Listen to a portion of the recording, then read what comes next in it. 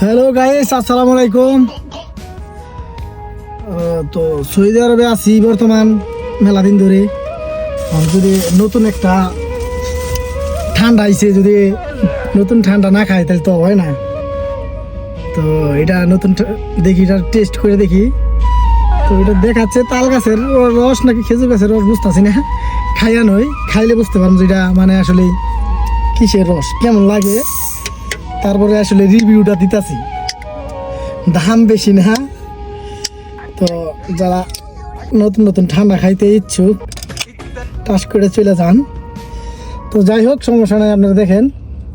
বিসমিল্লাহ।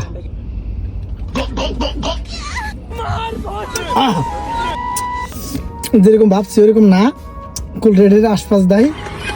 তো ওরা ওইটার মধ্যে জাস লাগায় একটা। তো খুব একটা মজা লাগলো না আমার কাছে। যারা ঠান্ডা প্রিয় তারা খেতে পারেন। ধন্যবাদ। খুব একটা ভালো লাগলো না।